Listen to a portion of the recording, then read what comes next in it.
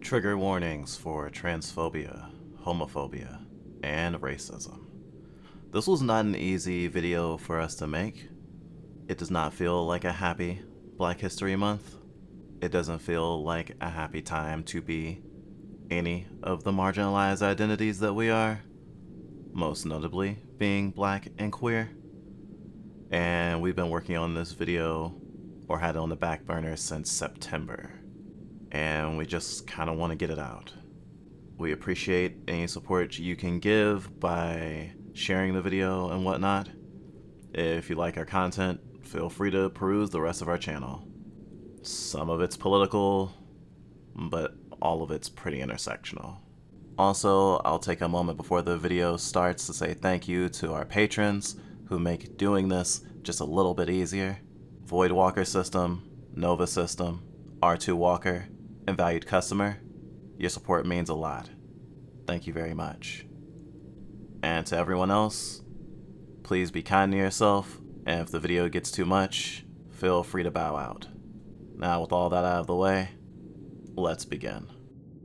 The concept of it being harder to do nearly anything whilst being Black was introduced to us by a Chris Rock joke. A joke about driving while Black. He gives it an acronym that frames it as a crime, DWB, or driving while Black. Purposely easy to confuse with DWI, or driving while intoxicated.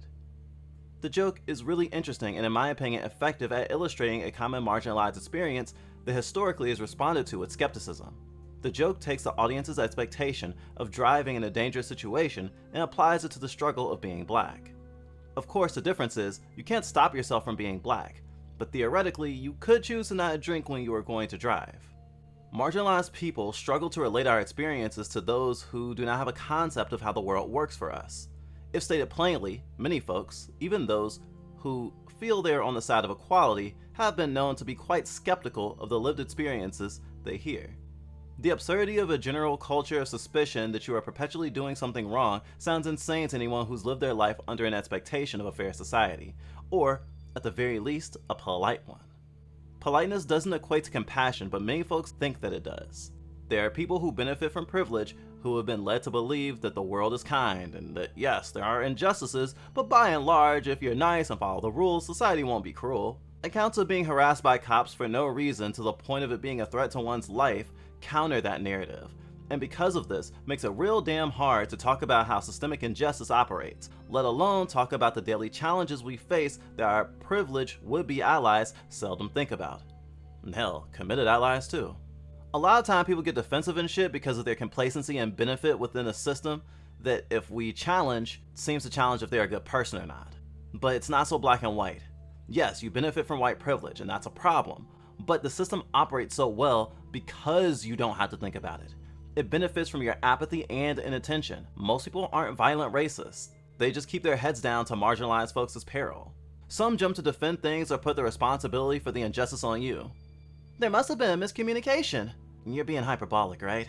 You should totally try to sue. I mean, you have to admit that it looks sus from the outside, right? It's frustrating. So marginalized folks have found ways to broach these topics and ways to lower the stakes, so people in privilege don't get so defensive. Comedy is a common cope for trauma within communities and for oneself. It's helpful for connecting with others too. The shared understanding of finding something funny together can encourage relating to each other, even if it's not something you've experienced. Hell, even if the joke isn't relational to life experiences at all. To get it, you need to know the thing being subverted. A joke is generally an unexpected result arising from a mundane or expected premise. So for it to click, you have to understand the premise. You might not understand how it feels to be pulled over while being Black and worried about if the cops will hurt you, but you might understand how it feels to be pulled over while under the influence and worrying about if you're going to get in trouble with the cops. This isn't to say that Chris Rock or comedians in general are revolutionary agents of equality, but there is a long history of marginalized, especially Black comedians, talking about their experiences living in a society that hates them and how they, their people, and their family and friends have coped, drawing attention to the differences of living as a second-class or lower citizen than everyone else. It's great that people's pain can be used to educate and build bridges of understanding, but sometimes the only way to get someone to listen to you is to package it into something they want. Entertainment. Make sure to like and subscribe. Being black while doing most things being much more difficult is more readily accepted as a truth now than it ever was, but the nuances of the challenges are still often sanded down for white comfort. For a while, we wanted to do a video about the intersectionalities involved in being black and trans, and how difficult it is. They are two identities that are challenging difficulty modifiers separately, but together, they can feel downright impossible to cope with. The algorithm tends to punish any of our videos on blackness, but I'm hard-headed and have ADHD. In the interest of the stand-up comedy framing we've started with, I want to focus on that for this video, because in the short time that I've been writing this, I've been kind of beat over the head with some of the concepts at play here, even outside of the research I was doing, and it really made me want to speak to this concept, black and queer comedy. The success of black comedy and its consumption by white society is a long-standing American tradition. During Jim Crow, black performers, in music and comedy especially, found themselves performing at venues they were not allowed to be patrons of. So there's a historical precedent for black people entertaining white America. Shit, The Cosby Show was seen as a quintessential American cultural landmark. Technically still is. Ugh. These occurrences are just some examples of a society that will exploit and harm marginalized people while saying, "Look here, we're not racist. My favorite comedians are black. All my slang is gentrified. Black Panther is one of the best films I've ever seen." This shouldn't be seen as anything new.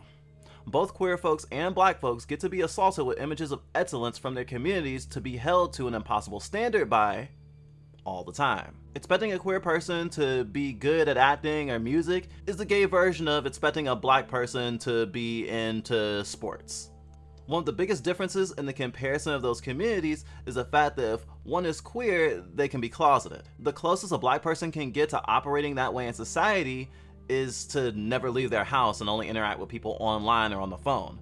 But that can only go so far, not to mention can cause a detrimental fallout once someone finds out actually you're not white. White queer people do benefit from white privilege, but being closeted is not a privilege. Having to obfuscate your identity and trying your best not to accidentally out yourself, or having to choose between being out and having a roof or a job or a family is not a privilege.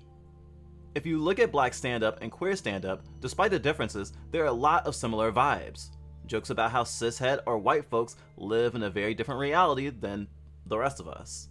Jokes about abusive lived experiences, especially from childhood. A pointed look at how weird the other side of existence looks to us. That despite there being more of you than there are of us, you all are the weird ones, not us. When I go to look at black, presumably straight comedy, especially older stuff, I get vibes I'm not comfortable with. Mostly because of the homophobia. Stop. Now see, I did jokes about I did jokes about homosexuals about a couple years ago, and faggots were mad. They were like, it's nothing like having a nation of fags looking for you. I'd be at parties, there's always 2 or 3 homosexuals at a party, and they'd be standing around looking at you, they'd be looking at everything.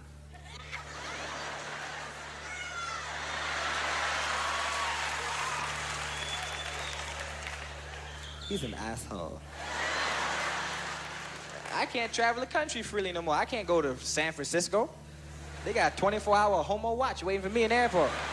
In part, a lot of black comedy, or black comedians in general, don't have solidarity with queer people, and unfortunately it doesn't end up as a neutral stance either. The queerphobic sentiments are often stomach-churning for us.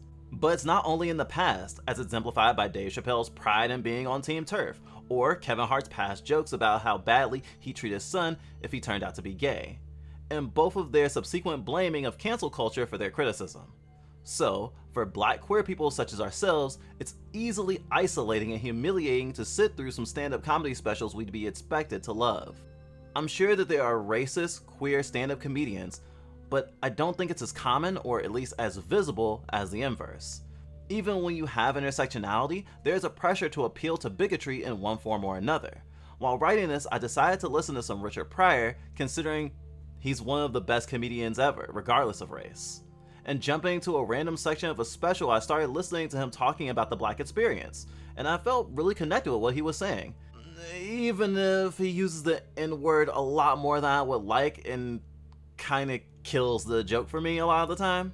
When marketing yourself to a white audience, saying the N-word definitely gets a lot of laughs. I mean, give us something, right?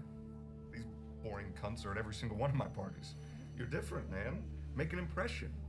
At least take off the white voice. And I know you can bust a rap, right? No, actually I can't. Bullshit. Come on, bullshit.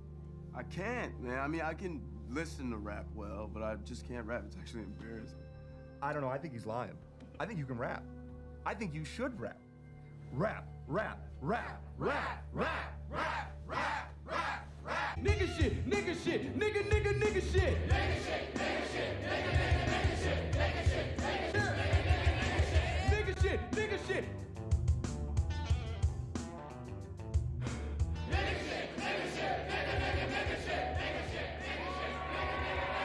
But regardless, I did relate to a lot of his jokes. His delivery, his swagger, his explosive candidness, they all really persist. It was the first time that I had ever watched any Richard Pryor, but I could see why he was so beloved. I lived in a neighborhood, a lot of whorehouses. Not many candy stores or banks. Liquor stores and whorehouses. You know, niggas love to drink. They say. No, I went through like white neighborhoods, you have banks and shit. You have to go 4 miles to get some liquor. Niggas can get liquor and just walk out the house. Oh, hello, this is a liquor store. Yeah. And I remember tricks used to come through our neighborhood. That's where I first met white people. They come down through our neighborhood to help the economy. Nice white dudes, though, because I could have been a bigot. You know what I mean? I could have been prejudiced. I could have been prejudiced. I could have been, man, but I meant nice white man just coming, hello, little boys, your mother home? I'd like a blowjob.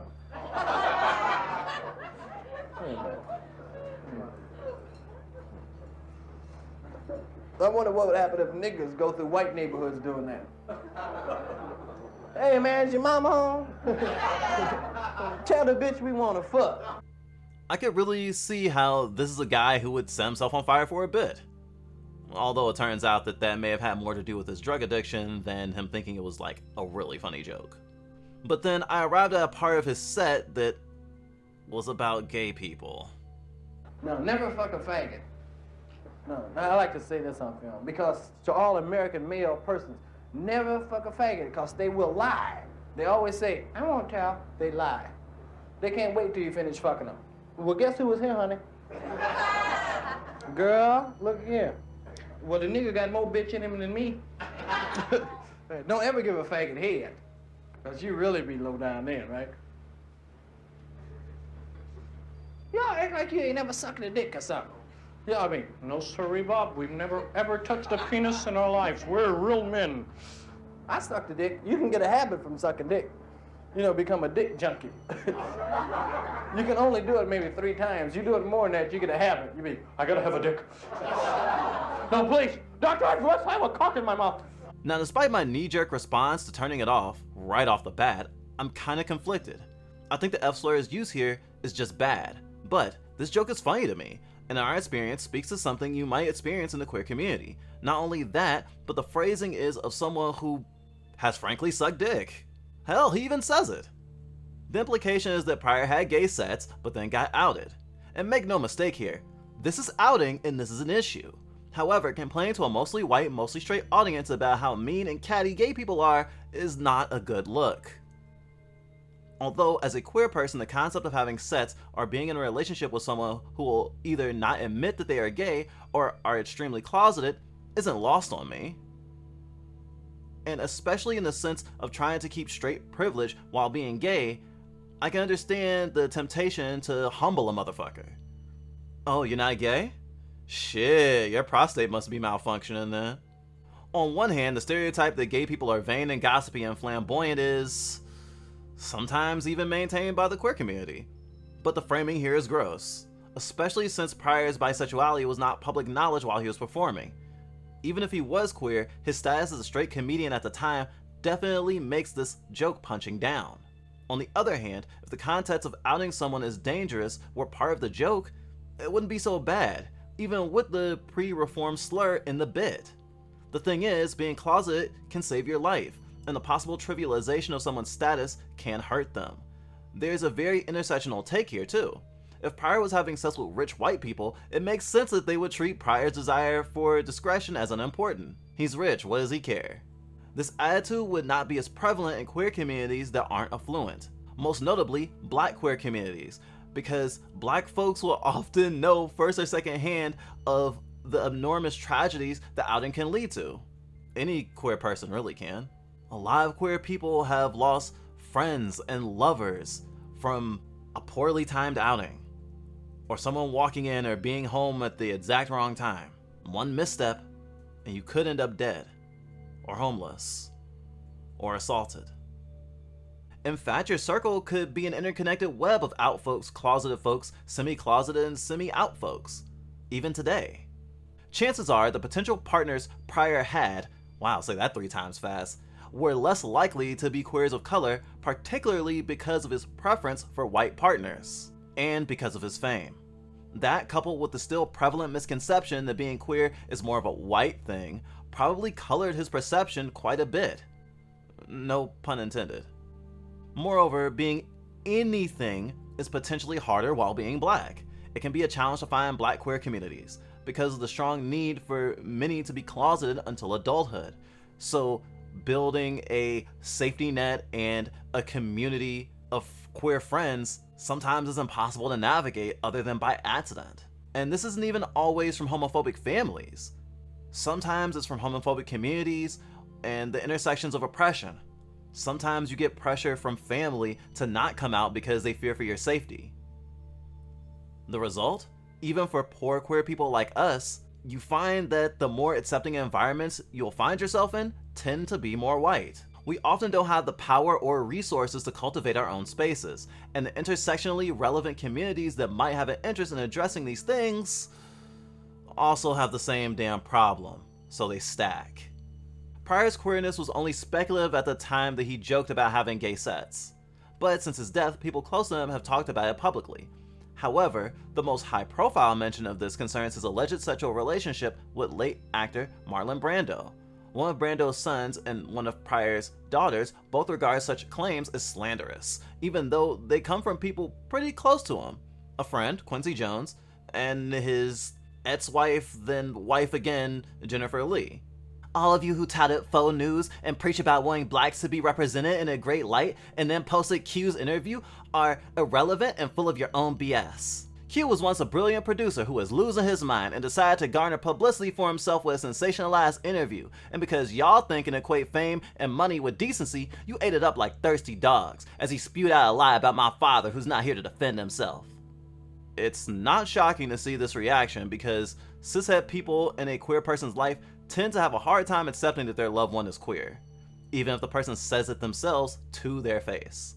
It shatters the image that they had of the person, and they deny it. Or, if they can't, disavow the person entirely. It's a little silly for someone to claim they know what their parents got down to, especially the sets they had.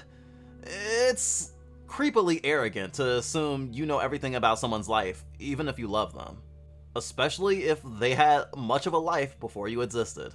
Hell, even Prior's widow talks about the man's queer experiences while maintaining that he wasn't actually gay. Richard wasn't gay, he just had dalliances. He preferred women over other experiences, but he wasn't loath to have those experiences. It's almost like she doesn't know what a bisexual is. However, she says that Prior wouldn't have been mad about being outed by Quincy Jones if Prior had been alive today.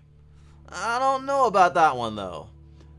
Someone's out status is their business, and outing someone without permission is wrong. But at the same time, not only post-mortem, but also having felt that he couldn't be in the community because it was a primarily white space to him that didn't support the Black struggle, it would have been a shame for this to stay a secret because it speaks to the intersections of racism and homophobia, and how we can be robbed of community because society pits us against each other. We can and should learn from this.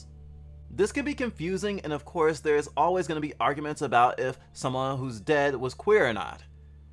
And most people in power are going to err on the side of if they didn't come out in life then they must not be queer at all.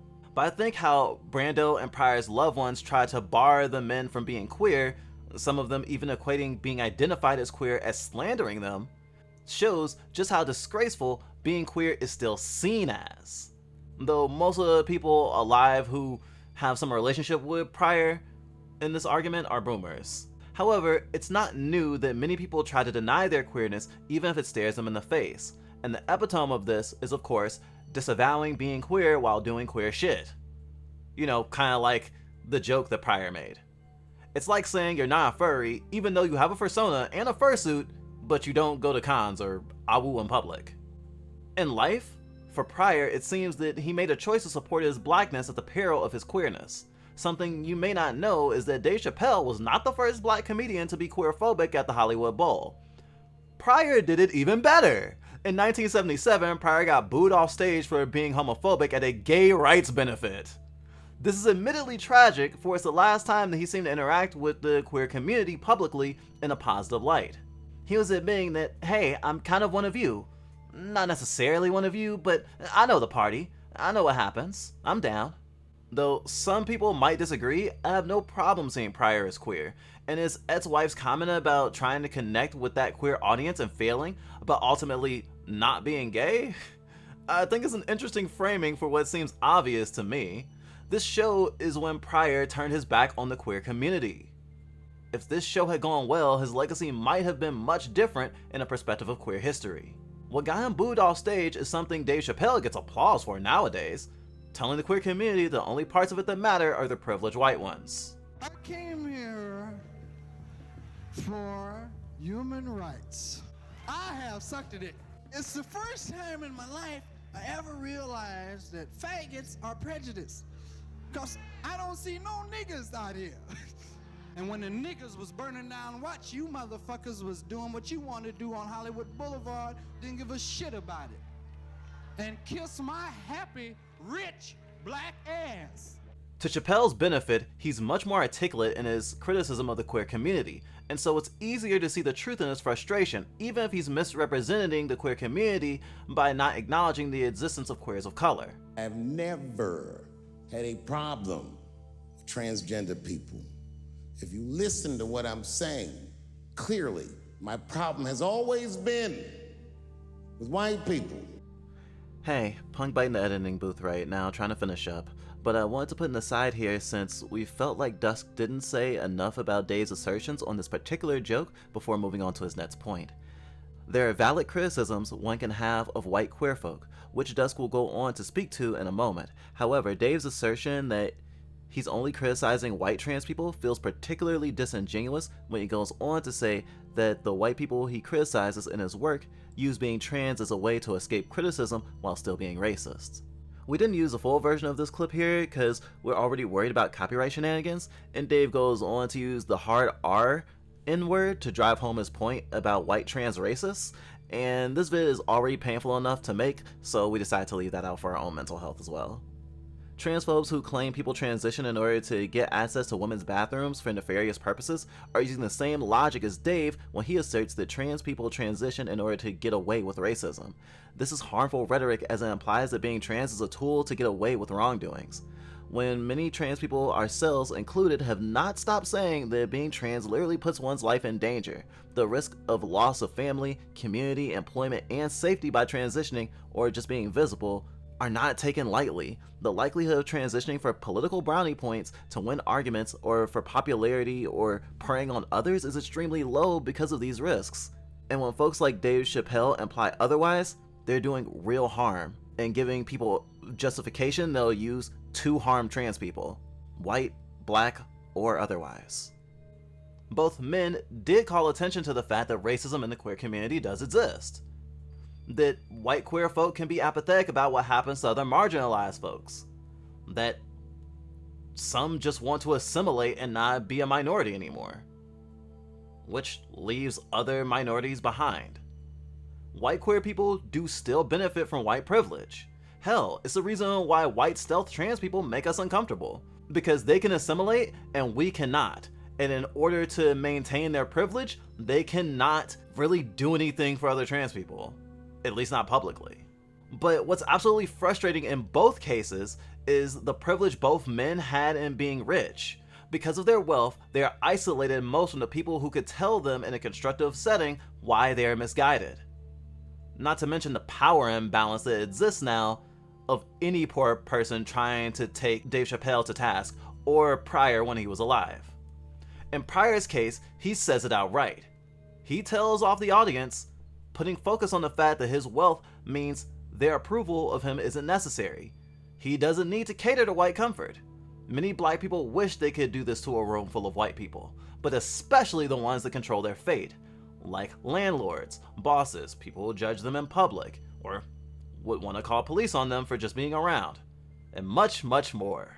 Pryor may have seen this as sticking it to white people, but really, it just made a schism within two marginalized communities that will make liberation of either harder, strengthening the take that you have to choose between being queer and being black. Unlike Pryor, Dave Chappelle likes to pretend that he's reasonable, saying at the end of the closer that he's willing to sit and talk with trans people to come to an understanding.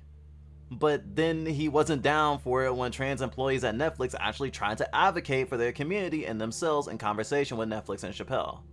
Chappelle framed their demands on Netflix as unfair and draconian. Demands including hiring more trans and BIPOC staff, putting disclaimers on bigoted content, and allowing Netflix staff to be able to remove themselves from diversity marketing content. That last one may sound bad, but consider how uncomfortable it is to be used as a talking head and a face for diversity in a company that you don't feel actually cares about people like you. The whole list of demands will be in the doobly-doo. God, I don't believe I just said fucking doobly-doo. Chappelle's behavior more strongly illustrates the fact that at large, rich people aren't part of the marginalized communities that they share identity with anymore. They're not even necessarily our allies, even if we share struggle in some regards. Chappelle doesn't entertain meetings with trans employees of Netflix and got signed to more specials after the outrage he says is hurting his career. But even outside of queer rights, he's not been great. Notably using his wealth to manipulate a housing developer into removing plans to build affordable housing near Chappelle's home, something which keeps his neighborhood gentrified. His actions are not that of someone allied with the rights of black folks or really any marginalized people. He's rich and he doesn't care about poor people. Such a surprise. Despite this, Chappelle still claims allyship by propping up a late trans woman he was a friend with as proof that he's on the level, even saying he set up a college fund for her kid, which is great and all, but is for the friend and her friend's family, not for trans people. Daphne Dorman was a trans woman comedian who committed suicide that Chappelle alleges was from her being harassed for being his friend and defending him. And I won't even go on a tirade on how people in privilege will use our deaths as a sidebar in their narratives and will even use our memories to shit talk our communities. But I so want to, I swear. Suffice to say, Daphne's life did not revolve around Dave Chappelle. Chappelle and Pryor both critically ignored the fact that queer people aren't just white, and that just like in many other communities, people of color are just not as visible in the mainstream. Pryor's case was tragic because of his own queer identity, and it's ironic how easy it should have been to see where he was miscalculating. He said that he didn't see any white people at the LA riots, and that the queer community was having fun and not caring about the struggle of black people, critically ignoring that people who could afford Hollywood Bowl tickets were not a good representation of all the queer folks in LA. And it saddens me to know that he probably didn't look into queer liberation at all, at least at the time. If he had, maybe he would have found out about the Stonewall riots that had happened almost a decade prior. Riots that were not only perpetrated by white queers, and definitely not magically making queer folks able to have fun publicly with impunity from then on. In 1977, queer people were still getting harassed by cops and arrested for being in queer clubs. It's some consolation to us at least that there have been a lot more white allies visibly helping with the struggle since the Black Lives Matter protests blew up in the last few years. It's been kind of hard to ignore. Even white people have been taking note of the fact that before, they didn't realize racism was so bad. Weird. Very weird. But I'm glad you're here now. Intersectionally fighting injustice is more visibly common now and even more important, especially as the powers that be try to divide our communities even more. TERFs infiltrating LGBT spaces and trying to leave out the T is a huge example of this. Even if Pryor didn't live to see it, I'm glad that things are somewhat better. Pryor and Chappelle's attitude about queer people align with a lot of what we used to hear growing up. Despite the fact that we were closeted, the thing is, People can often tell that you're deviant even if they aren't sure how you're deviant, and they'll treat you accordingly. So often we had to deal with people being homophobic and looking at us like a dead pool aside to the fourth wall. Oftentimes we'd have to walk a tightrope of what was okay to say without seeming too invested with the struggle of queer people. However, even more insidiously, people could tell that we were getting more involved with queer culture as we got older, and they often tried to convince us that we, like Prior, should turn our back on the queer community as it would never accept us and doesn't care about us because we're black. That we will always be black before we are queer. And I think a lot of black folks have to deal with the fact that many people who should be having solidarity with us will throw us under the bus for some modest gains. It's happened in the feminist movement, for example. White women got the chance to vote way before black women did. But when you look at it, it's not restrained only to the intersectionalities of race and everything else. My favorite examples of this are the white middle class neurotypical queer people who acted as if the movement was over once gay marriage was secured. They didn't just throw people of color under the bus, but any queer person who was not able to assimilate to the white middle class picket fence life. And of course, all the poor queers were left behind. Ellen DeGeneres is the poster woman for this, and I feel the need to mention her here also because she acted in support of Kevin Hart when his homophobia received backlash. She independently pushed a narrative that the criticism that Hart received was just haters, squashing any chance for the comedian to self-reflect. Now the headlines are starting to change. The headlines are Kevin Hart refuses to apologize for homophobic tweets from the past. The word again was left out. Everybody took those headlines and started to run with it. So now the slander on my name is all homophobia. Now I'm a little upset. I'm a little upset because I know who I am. I know I don't have a homophobic bone in my body. I know that I've addressed it. I know that I've apologized. There are so many haters out there. Whatever's going on in the internet, don't pay attention to them. That's a small group of people being very, very loud. We are a huge group of people who love you and want to see you host the Oscars. DeGeneres is a friend of Hart, and one might expect her queerness to mean that she would give him constructive criticism about how he was acting. But unfortunately, it's hard to see her attitude as anything other than indicative of the fact that immense wealth and the privilege it brings chiefly supports its own interests at the peril of any other salient identities. The tragedy of Chappelle's queerphobia then is in part because it's happening now. The tragedy of Chappelle's queerphobia then is in part because it's happening now. The internet exists. He should be able to have open conversations and deep dive into these topics, but if he has, it hasn't affected him, and he has no reason to. And he was convinced that he wasn't transphobic merely because he had a transgendered friend. Doing the same thing that lots of people of color tell white people that they're doing allyship wrong by assuming that by having black friends, they totally understand the black experience now. And because they love their black friends, they can't be racist. You can be homophobic even if all your friends are queer. Promise. Chappelle's experiences while running and creating Chappelle's Show for a white audience should in theory have expanded his empathy in regards to the pain the privilege push, having left partially from not feeling okay with the implications of some of his white audience's responses to some of his jokes, saying, "It was me dressed in blackface who pop up anytime a person felt the pains of racism, which is a tough trick to pull off. It's not a bad sketch, but hearing the wrong laugh while you're dressed that way, it makes you feel shame." This quote hits upon the fact that fame as a marginalized person can often mean not acting in the best interest of your communities. Basically being the town fool for the rich people who pay you. There are black people who participated in minstrel shows, for example. To think that the wrong kind of laugh will create such a problem may be hard to understand, but it actually speaks to what another comic, Hannah Gadsby, a very queer comic, says in her special Nanette. And I've built a career out of self-deprecating humor. That's what I've built my career on. And I don't want to do that anymore. Because do you understand? Do you understand what self-deprecation means when it comes from somebody who already exists in the margins? It's not humility. It's humiliation. I put myself down in order to speak, in order to seek permission to speak.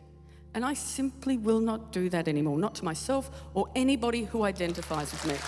That shame makes sense, and Chappelle building one of the most profitable and celebrated parts of his career on what includes bits that reinforce racism are not automatically excused just because there are bits that immaculately call attention to racism. Even when two people are laughing, that doesn't mean that they're laughing at the same thing. In this society, the white supremacist, homophobic, ableist primary culture benefits greatly from allowing a few, admittedly sometimes truly exceptional people to have status, especially as an entertainer. If Obama's presidency reinforced a neoliberal myth that racism is over, then Chappelle's show's success reinforced that it's okay to laugh at much of the pain of the black experience. After all, black folks are laughing too. But it seems that Chappelle's experiences have only made him more likely to see the black struggle as valid and nothing else. Or at the very least, not as valid. And we've seen The Closer more than once, in every Netflix special of his before it. Punk Bite was actually going to do a video on it around the time that it came out, but watching it repeatedly for analysis really ground us down and made us fucking depressed. It's filled to the brim with the wrong kind of laugh. Prior did not speak directly to the jealousy he had with the perceived prosperity of the queer community, but it's hard to not see that pain, especially knowing that he was queer himself. Dave Chappelle, although not queer, did speak to the pain of not feeling solidarity with other oppressed people, that they were doing better than black people. You guys are confusing the emotions. You think I hate gay people, and what you're really seeing is that I am jealous of gay people. Oh, I'm jealous. I'm not the only black person that feels this way. We blacks, we look at the gay community and we go, God damn it, look how well that movement is going. Look how well you are doing. And we've been trapped in this predicament for hundreds of years. How the fuck are you making that kind of progress? I can't help but feel like if slaves had baby oil and booty shorts, we might have been free 100 years sooner, you know what I mean? Despite their similar position with queer liberation versus black liberation, both comedians' jokes about queer people read wholly different to me. And I'll end with my thoughts on them. Pryor's joke comes from the experiences he's had, and that you can tell that he's had, and is informed by the slights he's suffered. It's rough to hear by modern standards because of the language, and its tailoring to straight audiences isn't necessarily good, but it still kind of lands, even for a queer person. Never fuck a faggot, because they will lie. They always say, I won't tell. They lie. They can't wait till you finish fucking them. Well, guess who was here, honey? Girl, look here. Well, the nigga got more bitch in him than me. Don't ever give a faggot head, because you really be low down then, right? Y'all act like you ain't never sucked a dick or something. Yeah, I mean, no sorry, Bob. We've never ever touched a penis in our lives. We're real men. I sucked a dick. You can get a habit from sucking dick. You know, become a dick junkie. You can only do it maybe 3 times. You do it more than that, you get a habit. You mean, I gotta have a dick. No, please. Doctor, I have a cock in my mouth. I used to give head to dudes and always say, don't come into my mouth. Chappelle's joke, on the other hand, at least for me, does not land. In part because he's missing critical information about trans people, or perhaps willfully ignoring it. If you know this info, it disrupts the premise. But when talking to a primarily cis audience, that's likely not going to be an issue. You must know, and I hope you all feel the same way, I am not indifferent to the suffering of someone else. There's laws, the mean laws in our country. North Carolina passed a law once that said a person in North Carolina must use the restroom that corresponds with the gender they were assigned on their birth certificate. No.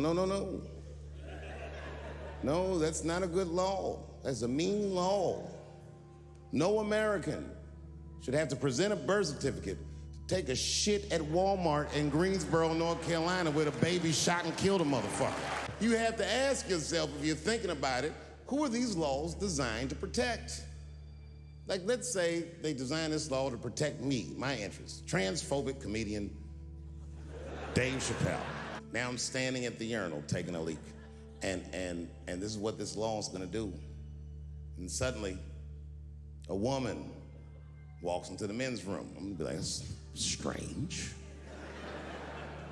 And then she stands shoulder to shoulder with me at the urinal. I'm gonna be like, ugh, bitch, what's going on with you? And then she hikes her skirt up and pulls a real live meaty dick out. And what do you think I'm gonna say? Thank God she's in here with me. At least now I know my family's safe. No, I'm not gonna feel that way at all. I'm gonna feel very uncomfortable. I would feel better if it was a man with a vagina that backed up to the urinal next to me. The premise holds that trans people in a men's bathroom will be weird, but one kind of trans person will be way worse than the other. The assumption that a trans person would use a urinal right next to a presumably cis man without batting an eye, let alone doing something as humiliatingly outing as what he describes, betrays that he's likely never shared a bathroom with a trans person knowingly, or has frankly heard what trans people go through when we go into bathrooms and have to deal with the fact that at any time someone could harass us, sometimes to the point of death. So yeah, using a bathroom while trans is kind of like driving while black. There's an alternate reading that Chappelle is being purposely hyperbolic here, that actually he's calling attention to the way transphobes think people would use a urinal at all, or at least is calling attention to how someone would use a urinal that doesn't prescribe to the gendered expectations of dress or the body expectations of anatomy. But my back hurts from doing all those mental gymnastics. Since the joke relies on the uncomfortability and inherent weirdness of sharing a bathroom with any trans person, and the fact that Chappelle is open about being a TERF in this very special, it feels genuine. Conversely to Pryor's joke that says, don't have gay sex, which reads as homophobic on its face, Chappelle's joke actually leads in with a trans positive message, that trans people should be allowed to use the bathroom that reflects their gender. And yet, when I listen to it, all I can do is grimace. I think it says a lot how, despite how not even being out, Pryor's joke about gay people is just better. And it speaks to intersectionality. And the joke's failings speak to his queer position within wider society, and honestly, his angst regarding it. So basically, gay people tell better homophobic jokes.